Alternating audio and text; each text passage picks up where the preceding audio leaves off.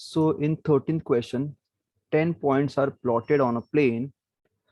Find the number of straight lines obtained by joining these points if no 3 points are collinear, 4 points are collinear. So there are two conditions. First condition में it is given as no 3 points are collinear.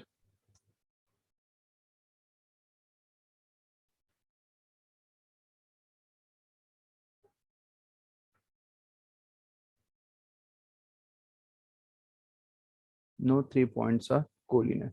So we have 10 points in a space. 3, 4, 5, 6, 7, 8, 9, and 10. We have 10 points in a space. And no 3 points are collinear. I'm going with the first condition. कोई भी 3 points collinear नहीं है. What do you mean by collinear? कि 3 point एक straight line में नहीं है.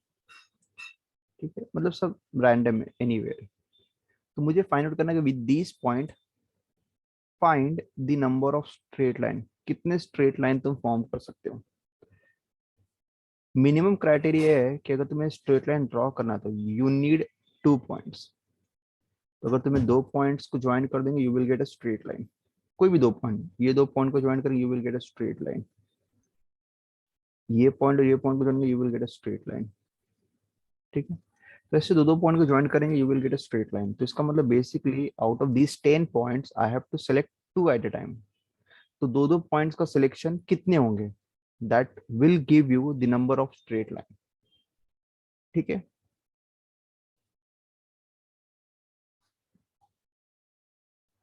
To draw straight line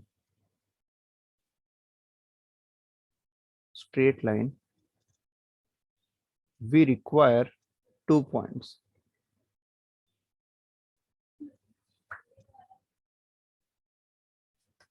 Therefore, the number of lines is equal that can be drawn using this 10 point. It will be 10 C2. मतलब ये 10 point में से किसी भी दो पॉइंट को सिलेक्ट करेंगे you will get a straight line. तो अगर स्ट्रेट लाइन बोला है सॉरी स्ट्रेट लाइन बोला है तो नीचे 2 आएगा. Why 2? Because to draw a single straight line you need 2 points. And how many points are available? 10 points. So it will be 10 C2. Simplify करेंगे, शॉर्टकट वे से solve कर सकते हो अगर वर्ड प्रॉब्लम है तो. It will B 10 into 9, 2 into 1. 10 को 2 बार लिखेंगे. 2 1s are 2 5s are 5 9s are 45. So that 45 straight line that can be drawn. This is my first case. Second case है out of these 10 points 4 points are collinear.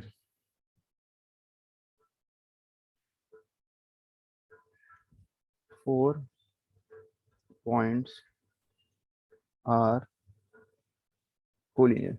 मतलब 10 points basically ऐसे दिए हुए 1 2 3 4 5 6 7 8 9 10. ठीक है, इसमें से जो 4 पॉइंट है ये कोलिनियर है. मतलब अगर मैं इनसे ज्वाइन करूँ तो it will be a straight line. मतलब चारों पॉइंट्स मिला के एक स्ट्रेट लाइन पास होगी. ठीक है, अब मुझे फाइंड आउट करना है कि कितने स्ट्रेट लाइन फॉर्म होंगे. अगर चारों कोलिनियर नहीं होते तो definitely we will have 45 lines जो कि नॉर्मली हमने ऑलरेडी सॉल्व किया है. अभी 4 कोलिनियर पॉइंट से क्या डिफरेंस है यहाँ पे ध्यान दो. अगर ये जो 4 कोलिनियर पॉइंट है अगर इसमें दो पॉइंट को ज्वाइन करो, समझो मैंने ये और ये ज्वाइन किया या इसको मैं नेमिंग कर दे रहा हूँ for better understanding.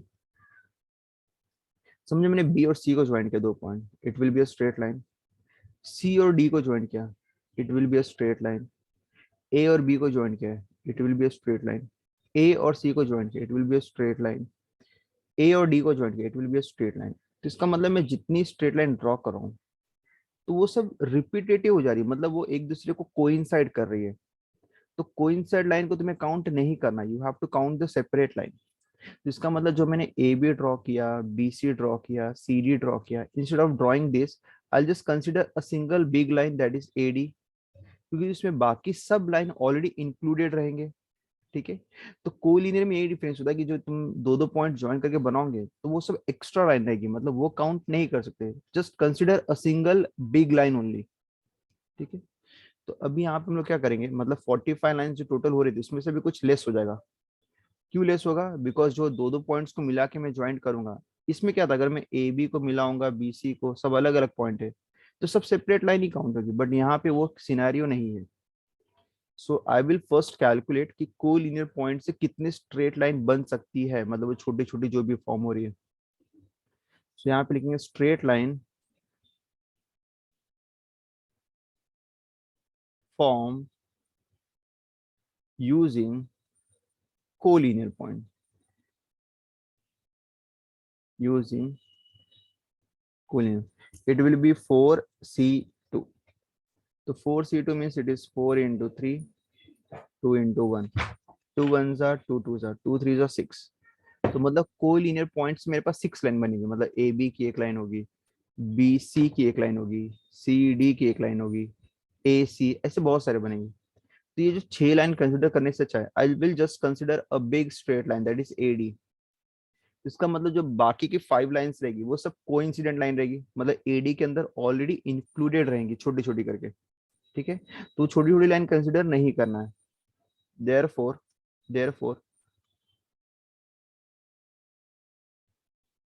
Total number of straight line, total number of straight line, it will be what, total 45 थे लेकिन उसमें से 5 रिपीट हो रहे हैं, एक काउंट करेंगे, 6 लाइन है, 6 लाइन में ए डी भी एक लाइन रहेगी जो कि सबसे बड़ी लाइन रहेगी, बाकी की 5 लाइन जो रहेगी उसी में रिपीटेटिव रहेगी, तो वो काउंट नहीं करना, उसको लेस करना है, because that will represent the same line A D only. तो इट विल बी 45 -5। ठीक है। तो it will B 40, it will be what 40।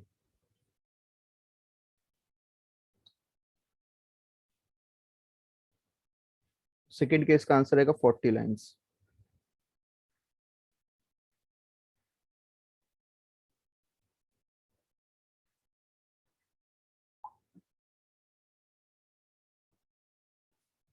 ठीक है, दिस इज क्वेश्चन नंबर 13। देख लो, अगर इनकेस इन कुछ डाउट है कोई पार्ट में तो you can ask me.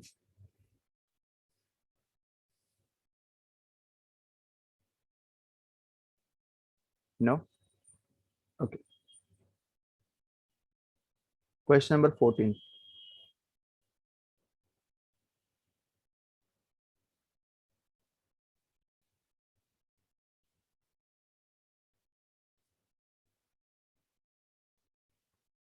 Kind of same question है। यस शाइली बोलो।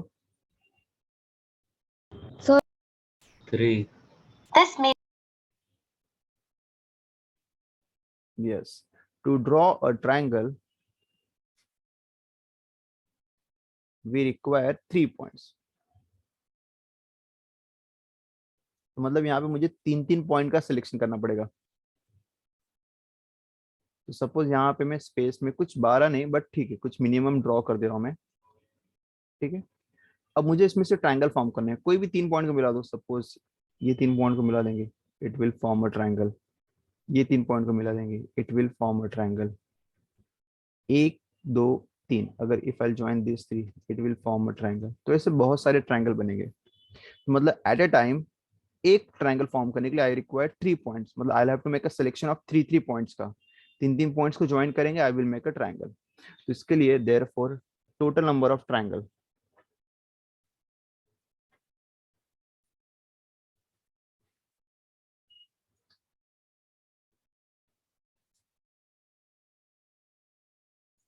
that can be formed using the 12 point, it will be 12C3, it will be 12C3।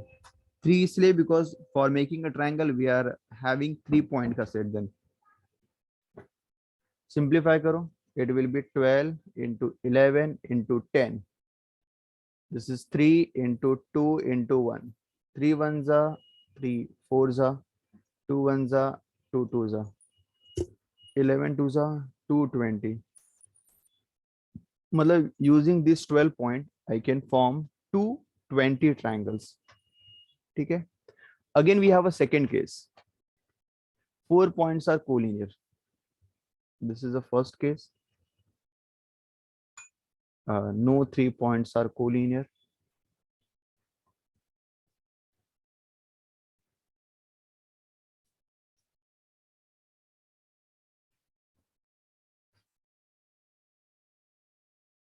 Now we have a second case. 3 points are collinear.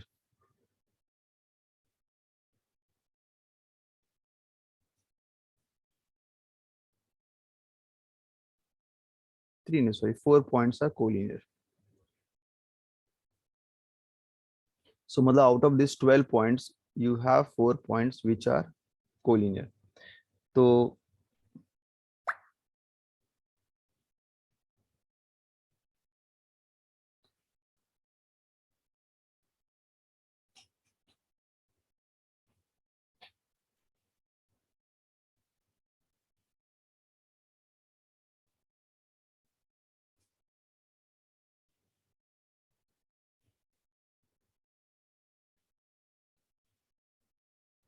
So 12 such point. तो मैंने कुछ random point लिए, not all 12, and जिसमें से 4 points collinear है. 1 2 3 and 4. I name them as A B C D, क्योंकि ये थोड़े इंपॉर्टेंट पॉइंट है. बाकी सब पॉइंट्स भी कंसिडर करेंगे. टोटल अगर 12 पॉइंट्स थे तो हमने कितने ट्रायंगल फॉर्म किए? We form just 220 triangle. ठीक है. But now out of this 12 points, 4 points are collinear. इसका मतलब ट्रायंगल अब लेस हो जाएंगे थोड़े. ठीक है. देखो स्टार्ट कैसे करेंगे अभी. नाउ ये जो तुमने 4 पॉइंट्स कोलिनियर लिए, अब इसको कंसिडर करके देखेंगे कितने ट्रायंगल बन सकते हैं. बट अगर ये 4 पॉइंट है, अगर 3 पॉइंट को ज्वाइन करो, समझो ए बी सी कोई, तो it will be A B C. But ये ट्रायंगल फॉर्म नहीं कर रहा है. इवन बी सी डी को ज्वाइन करो, ट्रायंगल फॉर्म नहीं करेगा. इसका मतलब बेसिकली ये है कि जो कोलिनियर पॉइंट है, अगर मैं उसमें 3 पॉइंट को ज्वाइन करूँ, so I will not get triangle. Triangle नहीं मिलेगा मुझे. तो इसका मतलब बेसिकली ये जो ट्रायंगल फॉर्म हो गए using the collinear point, actually they are not the triangle, they will be the straight line. इसका मतलब basically these I can say as a false triangle. False triangle मतलब 3 पॉइंट को join करेंगे लेकिन triangle नहीं बनेगा. ठीक है. So I will find how many falls triangle that will be form using these 4 points. मतलब जो ये पूरा 12 पॉइंट का सेट है, इसमें जो 4 पॉइंट है उससे कितने फॉल्स ट्रायंगल बनेंगे वो हम निकालेंगे. So the number of false triangle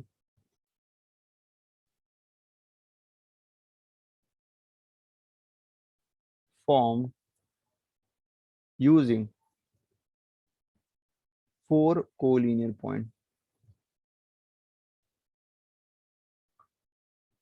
So it will be 4C3.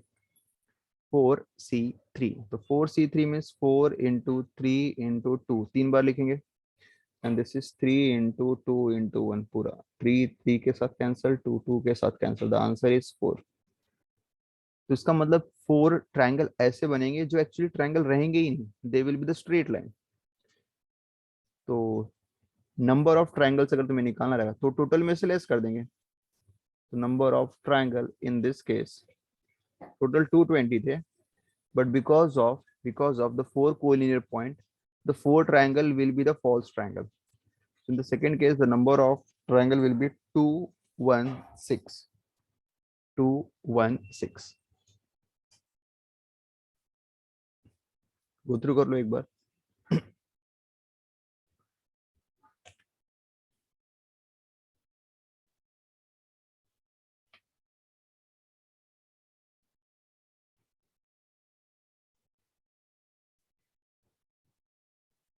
No.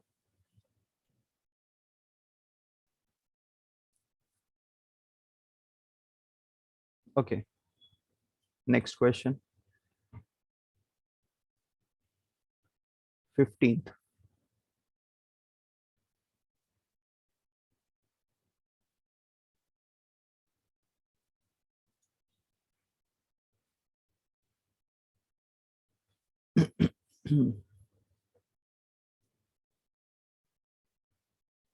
uh, In this question, a word has 8 consonant and 3 vowels. How many distinct words can be formed if 4 consonant and 2 vowels are chosen? देखो, if there is a word chosen or selection, it is combination. ठीक है? We have 8 consonant,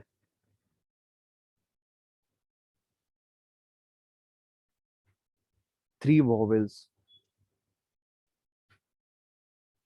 एक word बनाना है that must contain 4 consonant and 2 vowel. तो 8 consonant में से you want 4 consonant. The number of selection will be 8C4. You are selecting 4 consonant out of 8 consonant. And I want 2 vowels. And availability कितनी है? 3. And I want 2 vowels. So the number of selection will be 3C2. तो तुमने क्या किए? Consonant में से 4 select कर लिए और वॉवेल में से 2 सिलेक्ट कर लिए. समझो कॉन्सोनेंट में बोल रहा हूँ ए, सॉरी नॉट ए तो वोवेल में आएगा, बी सी डी और से एफ. मैंने 4 कॉन्सोनेंट सिलेक्ट कर लिया आउट ऑफ दोज 8 जो भी थे, 4 ले लिए. 3 वोवेल से समझो ए ई आई, तो उसमें से मैंने ए और ई ले लिए. तो 4 + 2 टोटल 6 वर्ड बन गए, 6 लेटर का वर्ड बन गया. अब ध्यान सुनो, whenever it is letter, तो तुम सिलेक्शन तो कर लिया, मतलब तुमने 6 लेटर चूज कर लिए, बट ये 6 लेटर को भी तो तुम अरेंज कर सकते हो ना आगे पीछे. You can form new word, मतलब B D C F E A या सी बी डी, मतलब you have total 6 letter, and now using this 6 letter you can form so many letters. मतलब again I'm using the permutation after the combination. Now I'm using permutation. तो सबसे पहले मैंने क्या किया, 4 consonant को select किया from 8 consonant in 8C4 ways. तो मेरे पास 4 कॉन्सोनेंट अभी अवेलेबल है. Then I have selected 2 vowels out of 3 vowels, that is I'm having 2 vowels out of 3 vowels, that will be 3C2. वो मेरे पास है. Now I am having total 6 letter. अब मेरे पास 6 लेटर है, और लेटर रहा तो तुम उसको आगे भी अरेंज कर सकते हो. तो यहाँ पे लिखेंगे 6 letter can be arranged themselves, can be arranged themselves in 6 factorial, क्योंकि 6 लेटर है और 6 प्लेसेस है, तो इट विल बी 6 factorial. तो total number of ways, total number of ways,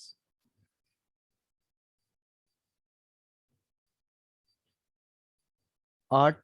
That is from 8 I have selected 4 consonant into I have 3 vowel, I have selected 2 vowel from it.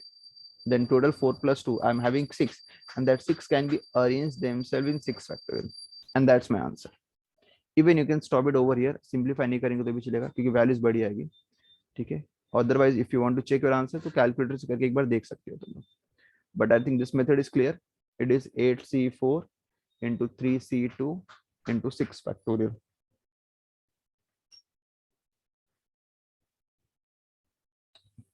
Any doubts?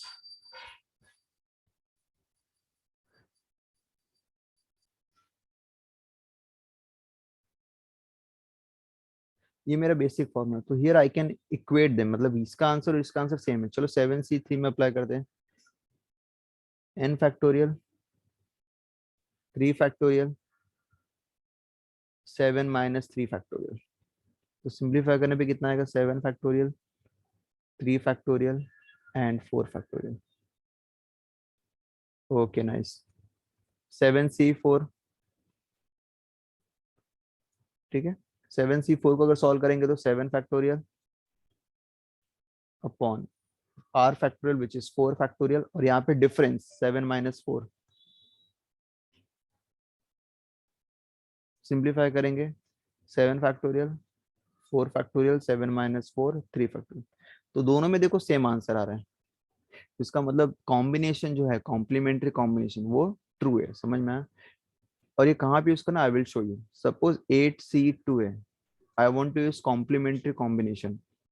It will be 8C, 8 - 2 will be 6. ठीक है. So now we are going to use this formula to solve so many questions of exercise 6.7. Complementary combination.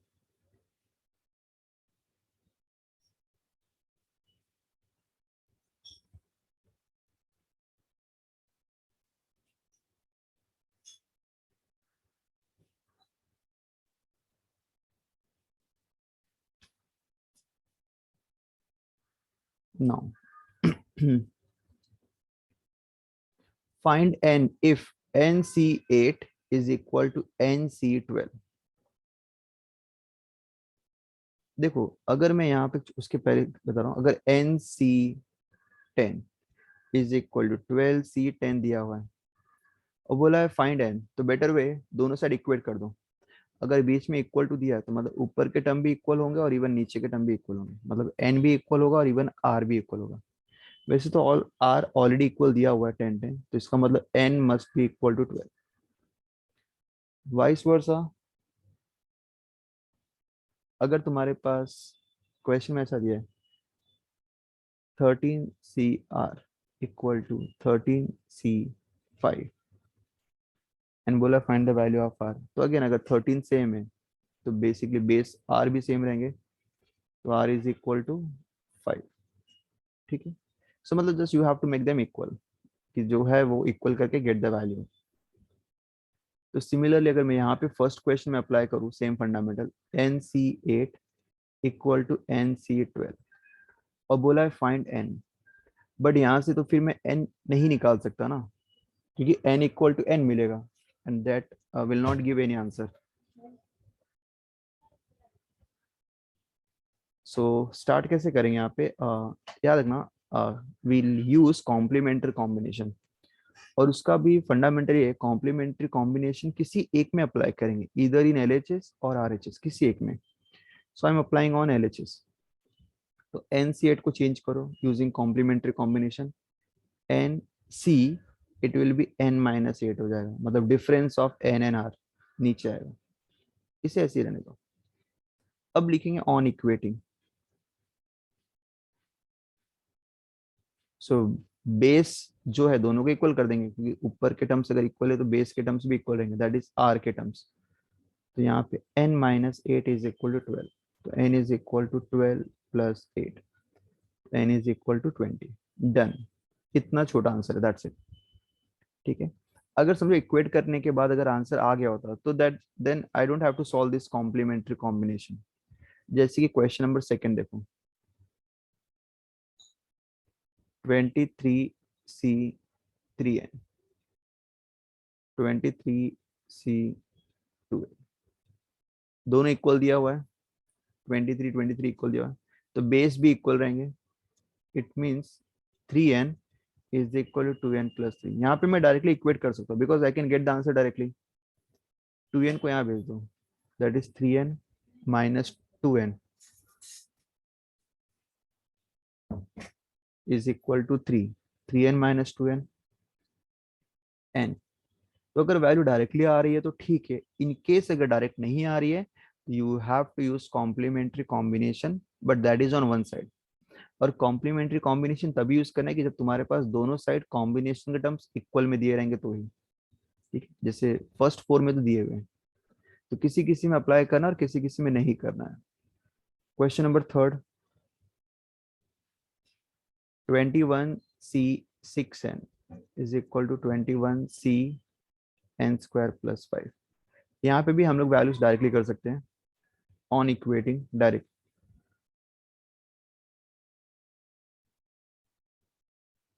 So LHS 6n is equal to n² plus 5. Make it quadratic, that is n² minus 6n plus 5.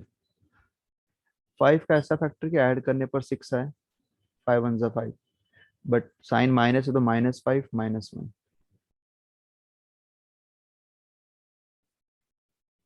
So it will be n minus 5 equal to 0 equal to 0. So n is equal to 5 and n is equal to 1. ठीक है. But actually देखते दोनों answer valid है कि कोई एक answer valid है. तो n के अगर वैल्यू में 5 पुट अप कर रहा हूँ तो 6 इंटू 5 30 हो जाएगा। 30 मतलब r की वैल्यू 30 हो गई और n की वैल्यू 21। पॉसिबल नहीं है, हमेशा r n से छोटा होना चाहिए। मतलब तुम्हारे पास अगर 21 ऑब्जेक्ट है, तुम उसमें से कितने सिलेक्ट कर सकते हो? 21 ले सकते हो, तो उससे कम ले सकते हो, 30 ऑब्जेक्ट नहीं ले सकते हैं। तो इसका मतलब n 5 तुम्हारा रॉन्ग है। तो therefore if n is equal to 5, then तुम्हारा जो r रहेगा इट विल बी 6n है, 6n which is equal to 6 into 5 which is equal to 30। तो यहाँ पे कंडीशन फेल हो गई, since r must be less than और इक्वल टू n होना चाहिए, n से बड़ा नहीं होना चाहिए। Therefore we discard this value.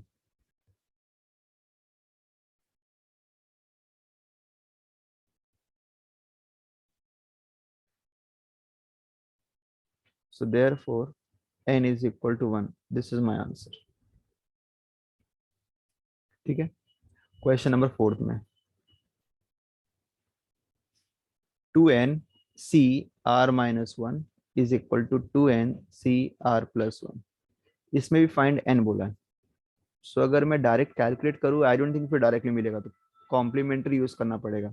But still एक बार मैं बता दे रहा हूँ, अगर डायरेक्ट यूज करूंगा तो 2n इक्वल है, तो r minus 1 equal to r plus 1। So we got relation, but question पूछा फाइंड n और पिक्चर में n आया ही नहीं। तो इसका मतलब फिर इस वे से तो सॉल्व नहीं करना directly, then will use complementary combination in on one side.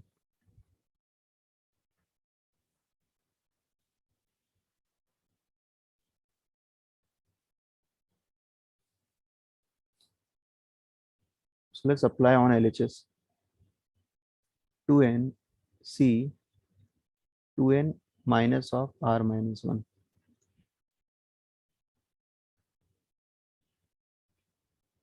and here it is 2n c r plus 1। on equating करेंगे अब,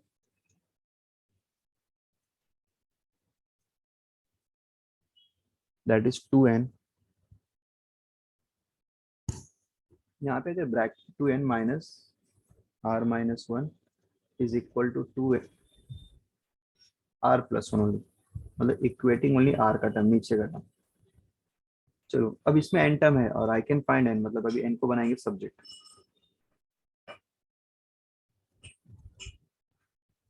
ब्रैकेट ओपन करेंगे, प्लस 1 एंड प्लस 1 कैंसिल होगा दोनों साइड, बिकॉज अगर एक साइड लेकर आएंगे तो माइनस हो जाएगा, sign change. 2n minus r equal to r,